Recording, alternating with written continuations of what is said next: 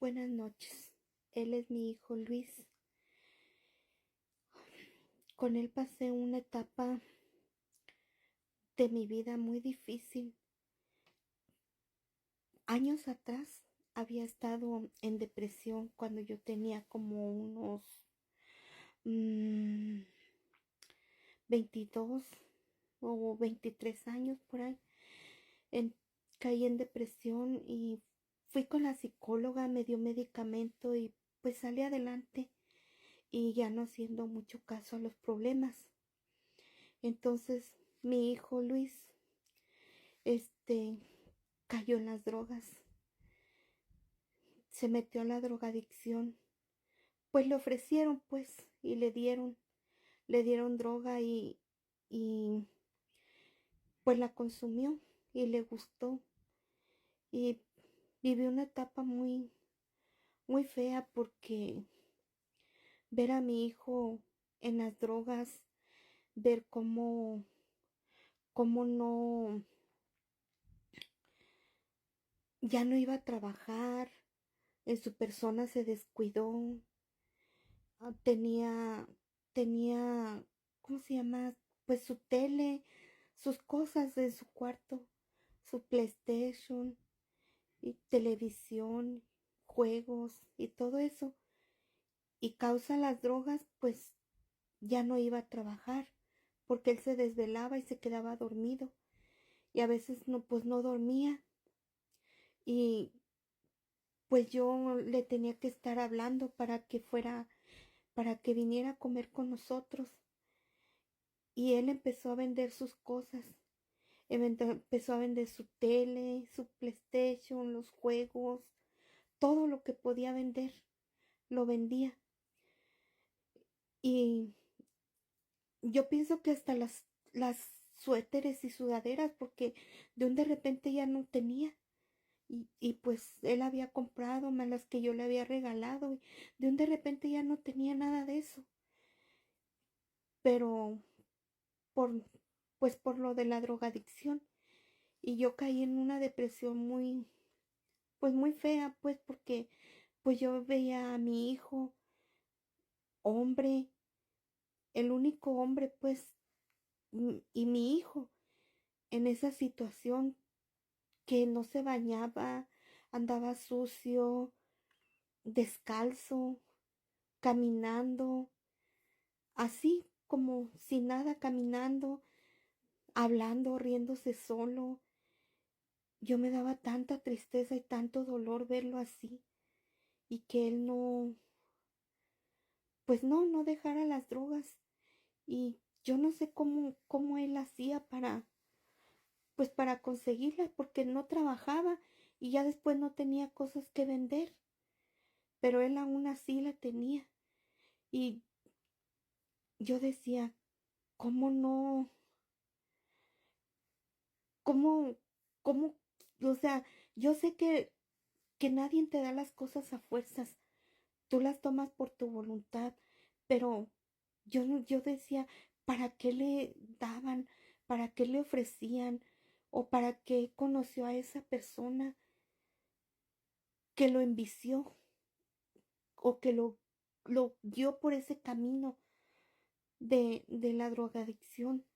Porque pues en casa no había eso y pues yo traté de educarlos por lo mejor posible. A los tres les di la misma educación porque tengo dos niñas y pues él, hombre, y, y él fue el que escogió pues ese camino y yo decía, yo sé que se escoge ese camino, que es tu decisión y todo, pero, pero yo decía y pensaba, ¿para qué le dan? ¿O para qué le ofrecieron?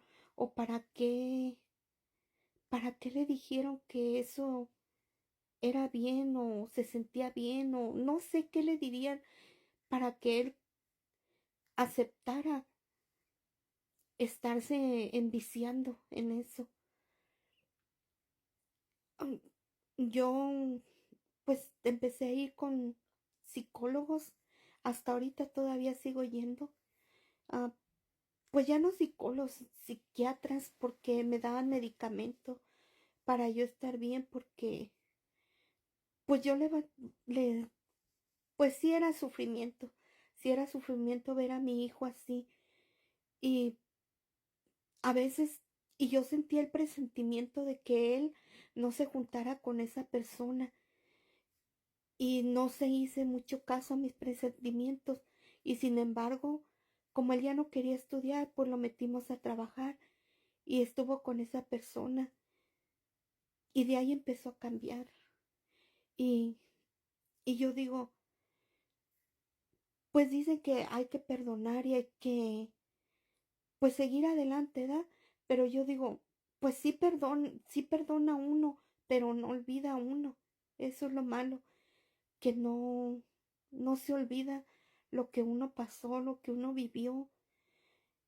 Y, y pues a esa persona que le dio el vicio a mi hijo, digo, sí lo perdono, pero no olvido. Y yo digo, a veces digo, no quiero karma para mí y no quiero que desearle un mal, pero sí me gustaría que lo que él hizo y lo que mi hijo pasó le pasara a esa persona que lo envició, que le pasara exactamente lo mismo, para que él sienta lo que mi hijo sintió, pasó y vivió. Él, por su mismo problema, lo engañaron con un cheque de dinero que según él trabajó, y le pagaron ese cheque, pero ese cheque era falso y lo metieron a la cárcel. Pues gracias a Dios lo sacamos y todo, pero pues ya quedó como pues fichado, y, y le volvieron a dar otro cheque, esa misma persona, y él volvió a creer en eso y fue a cambiar el cheque, y fue que lo agarró la policía otra vez y lo deportaron para México. Cuando lo deportaron para México no supe de él por un año, porque no vivía con nadie.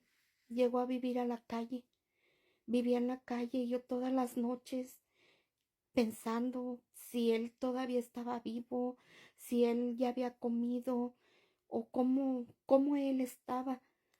Todo eso pensaba, y pues yo misma me decía, tengo fe en que él está bien, tengo fe en que él está bien.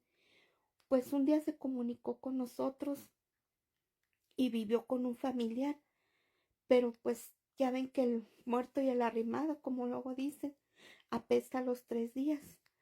Y pues ya se salió de ahí y ya no volví a saber de él otro tiempo, hasta que llamó que estaba en la cárcel. Y pues ya gracias a Dios salió y todo, porque no fue delito grave. Y ahorita pues ya sé de él porque se metió a un centro de rehabilitación para un anexo, le llaman en México, y él está en eso, está en un anexo. Ya va para un año, pero yo digo, las personas que que les dan eso, que les dan el vicio, que se los ofrecen, que se los dan, no los obligan, pero sí se los dan con la facilidad de que ellos lo consuman. Yo digo, ¿por qué? ¿Por qué ese corazón tan duro de hacer eso con un muchacho que tiene futuro, que está joven, que no, ni novia había tenido? Y es lo que digo, no le deseo ningún mal, pero sí que viviera lo que mi hijo vivió, para que sienta lo que es inducir el vicio a alguien. Lo mismo que mi hijo pasó, vivir en la calle, estar descalzo, quedarse sin nada, quedarse sin su familia, y el pesar que a mí me dio de no saber nada de él. Es